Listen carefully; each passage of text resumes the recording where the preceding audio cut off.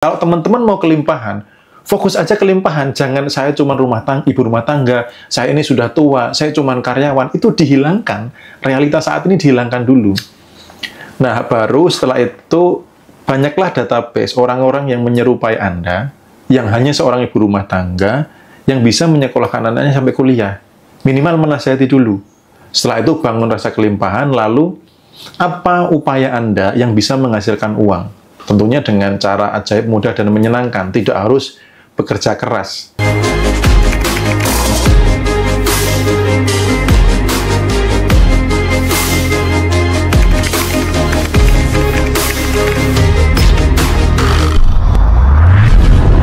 Ini ada banyak pertanyaan, sepertinya teman-teman sangat excited yang di YT ya, tentang kelimpahan. Ada dari Nia Dani. Izin bertanya Mas Bimo, bagaimana caranya hidup tanpa bekerja? Pernah beberapa kali buka usaha namun belum berhasil. Saya merasa tertekan setiap kali bekerja, berpindah-pindah kerja juga tetap merasakan hal yang sama. Saya hidup bebas. Saya ingin hidup bebas. Mohon pencerahannya, Mas. Oke. Yang dibenahi sebenarnya bukan kerja tidak kerjanya ya, tapi rasa yang dipancarkan. Menciptakan batasan enggak? Gitu. Berkelimpahan nggak rasanya itu. Kalau mau nggak bekerja, mau berbisnis, satu sadar kayanya harus punya dulu. Gitu. Sadar kayanya punya dulu. Lalu kemudian kita nggak cukup hanya belajar tentang spiritual, belajarlah tentang bisnis. Kalau mau bisnis jualan online, misalkan jualan online di TikTok, ya belajarlah ke orang-orang yang ahli di bidangnya. Dulu saya terombang-ambing 4 tahun dalam belajar bisnis online. Saya jualan online, tidak berhasil ya, mungkin adanya cuma dikit lah ya gitu. Kenapa tidak berhasil? Saya tidak punya mentor. Begitu saya dapat mentor, saya ketika tahu ilmunya, kalau mau jadi miliarder, belajarlah ke miliarder. Maka sejak saya punya mentor, 1 tahun pertama saya mencapai 1 miliar pertama saya. Karena saya belajar dari orang yang mengalami. Dan bisnis itu kan, selama bisnis itu kelihatan ya, kan enak, misalkan online nih, habis ngeklik ini, klik ini, ngedit video seperti ini, setting iklan seperti itu, kan hal yang kelihatan. Gitu. Jadi teman-teman yang mau berbisnis, secara kesadaran kaya kelimpahannya dibentuk, dibangun, jangan memancarkan kekurangan. Lalu dari sisi actionnya, teman-teman juga perlu latihan.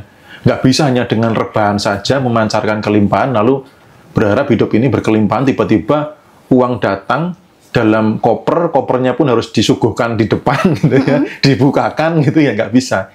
Kita tetap harus ada action nyata gitu. Oke, jadi waktu itu Mas Bimo sudah punya kesadaran kekayaan, terus juga kepercayaan diri gitu ya Mas.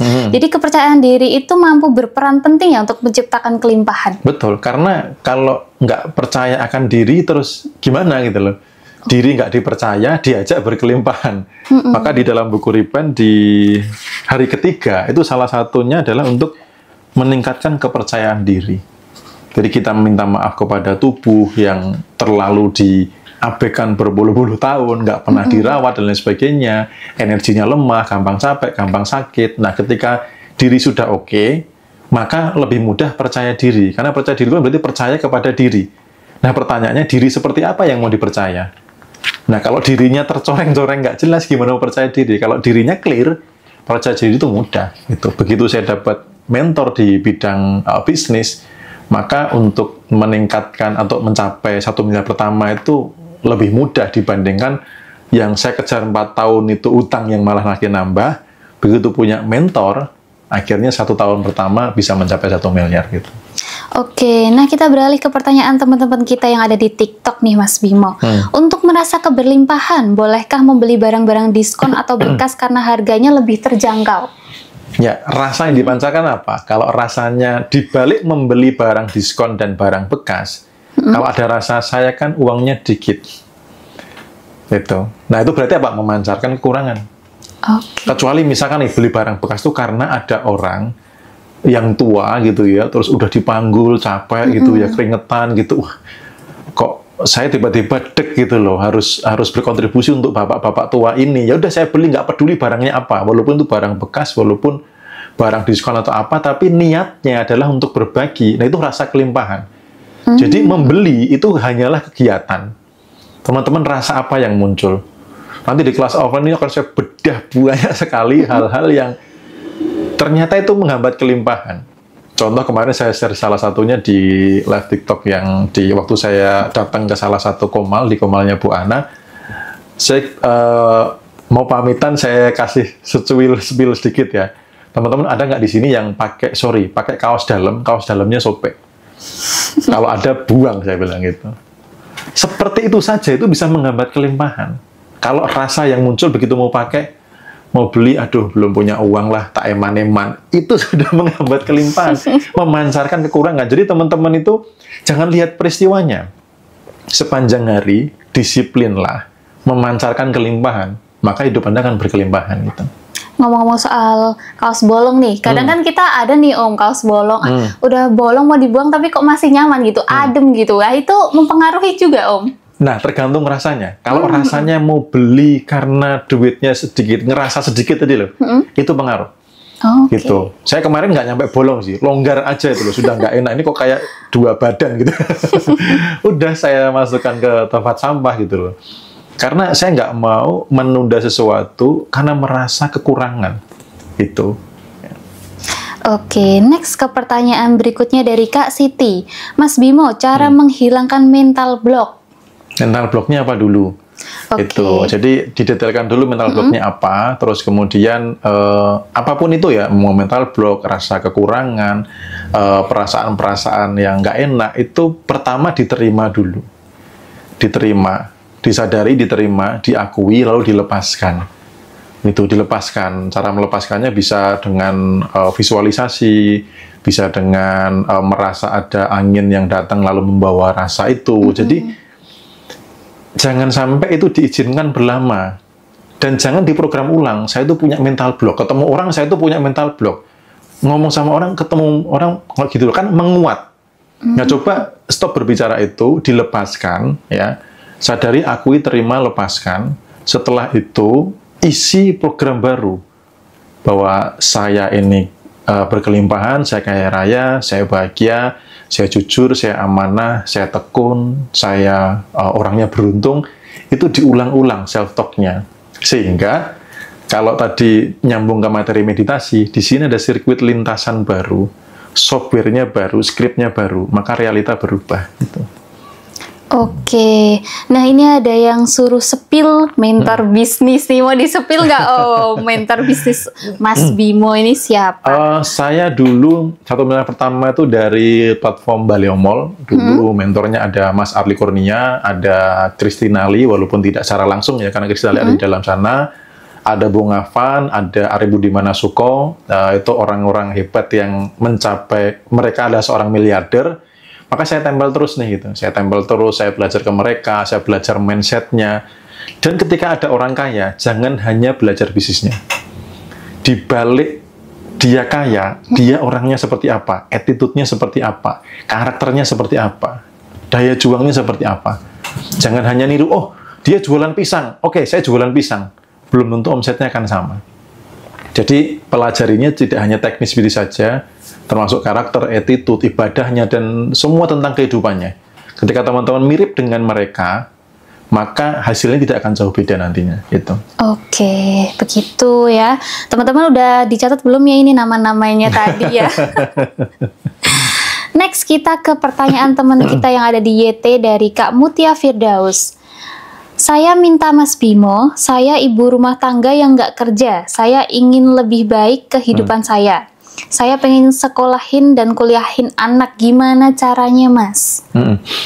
Yang pertama, carilah dulu database seorang ibu rumah tangga yang bisa menyekolahkan anak dan menguliahkan anak. Itu untuk apa? Untuk menasehati diri Anda supaya nggak membatasi. Karena gini loh, kadang teman-teman tuh pengen berkelimpahan, tapi menciptakan batasan. Ibarat semesta tuh mau apa sih gitu loh. Nggak jelas. Kalau teman-teman mau kelimpahan, fokus aja kelimpahan, jangan saya cuma ibu rumah tangga, saya ini sudah tua, saya cuma karyawan, itu dihilangkan. Realitas saat ini dihilangkan dulu. Nah, baru setelah itu, banyaklah database orang-orang yang menyerupai Anda, yang hanya seorang ibu rumah tangga, yang bisa menyekolahkan anaknya sampai kuliah. Minimal menasihati dulu. Setelah itu bangun rasa kelimpahan, lalu apa upaya Anda yang bisa menghasilkan uang? Tentunya dengan cara ajaib, mudah, dan menyenangkan. Tidak harus bekerja keras. Karena kalau dalamnya, semesta kecilnya berkelimpahan, nanti realita lebih mudah berkelimpahan gitu. Oke, begitu. Nah, ini ada teman TikTok kita yang tanyanya, ini kayaknya mewakili semua orang. Dari Kak Nonik, Mas Bimo kalau diberikan baju, tas, sepatu dari seseorang walaupun tidak baru, apakah menghambat? Itu kan peristiwanya, ya. Jadi peristiwa itu emosinya bisa beda-beda. Nah, rasamu gimana? Yang tahu rasamu kan dirimu, gitu loh. Misalkan aku dibelikan temen baju bekas gitu, nggak baru itu. Nah, Anda rasanya apa gitu loh?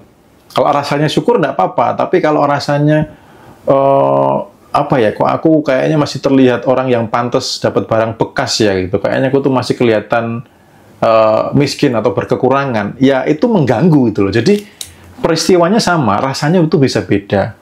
Jadi teman-teman jangan terjebak di konten peristiwanya, di yang kelihatan mata. Tapi yang di sini loh, yang di dalam. Rasanya apa? Karena semesta hanya membaca vibrasi, getaran rasa. Bukan peristiwanya apa, Anda dibelikan oleh siapa, baru atau bekas, semesta tidak peduli itu. Tapi rasa yang Anda pancarkan atas dampak dari peristiwa itu yang memancar ke semesta, yang dibaca, dan dia akan mengembalikan apa yang Anda rasakan gitu. Oke, next dari Kak Dunia Sementara dari TikTok. Kalau punya bisnis online, perasaan apa yang harus dipancarkan agar banyak yang check out barang kita, Mas? Sama, berkelimpahan. Mau bisnis online, bisnis offline, jualan baju, jual tanah, jual rumah.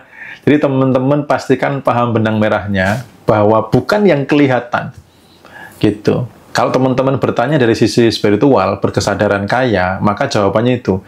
Nggak boleh memancarkan kekurangan, ngeluh, kemudian cemas, khawatir, takut. Itu larangan bagi siapapun yang berprosesi untuk menjual sesuatu. Jual rumah, jual tanah, jual online, jual offline, apapun itu. Ya. Termasuk bisnis-bisnis apapun itu, rasanya harus tidak boleh berkekurangan, harus kelimpahan. Nah, kalau detail bisnisnya, belajarlah dengan orang yang ahli di bidangnya. Kuncinya itu, kalau mau bisnis online, jangan dengarkan nasihat orang yang gagal di bisnis online. Apalagi orang pengangguran nasihatin Anda, jangan bisnis online, nanti kamu ditipu, nanti online itu nggak ada barangnya, nggak bisa dipegang, nggak jelas. Kalau Anda dengerin, selesai. Kalau Anda mau ahli di dalam sesuatu, belajarlah, dengarkan nasihat orang-orang yang ahli di bidangnya. Gitu. I see. Nah, dalam memancarkan kelimpahan nih, jenis informasi atau pengalaman yang Mas Bimo masukkan ke dalam pikiran diri sendiri sehari-hari yang membantu menciptakan perasaan kelimpahan itu apa, Mas, contohnya? Semuanya sudah saya bahas di buku ini ya. Di hari pertama pastinya itu kesadaran pertama akan Tuhan gitu loh. Akannya. Saya bersyukur bumi dan segala isinya diciptakan sehingga ada udara, ada matahari itu ya. Maka ketika bangun tidur, terima kasih, ya Allah atau ya Tuhan, saya sudah dibangunkan kembali. Yang pertama. Yang kedua, terima kasih udara bersih ini datang sendiri. Kita nggak perlu nyari. Gitu loh. Makanya kalau bangun tidur perlu nggak keluar dulu nyari udara itu. Mana udara kan nggak perlu kan. Artinya apa? Kita tuh dilayani semesta loh. Gitu. Terus, lalu menanti-nanti, sebentar lagi ada matahari mau terbit. Matahari terbit demi melayani saya loh itu. Allah itu menciptakan matahari untuk melayani saya itu. Nah, ini kan rasa salah berkelimpahan. Lalu nanti apapun yang dilihat diapresiasi. Wah, saya punya handphone. Misalkan buka dompet, wah masih punya uang. Lihat tempat beras, masih ada beras yang lumayan. Lihat kulkas, wah ada stok makanan yang banyak. Ini kan rasa-rasa kelimpahan. Intinya, teman-teman, simpelnya rasa kelimpahan itu adalah mengapresiasi, kemampuan mengapresiasi apa yang dimiliki. Fokusnya kepada apa yang dimiliki, bukan apa yang belum dimiliki. Kalau fokusnya kepada apa yang belum dimiliki, itu namanya rasa kekurangan. Oh, begitu. Nah, rasa kelimpahan itu bisa dirasakan oleh orang lain nggak sih, Om, lewat tindakan kita? Sangat bisa. Sangat bisa. Jadi, rasa kelimpahan ketika, ya paling sederhana sih syukur ya. Itu bisa dilakukan, saya rasa semua orang bisa lah ya.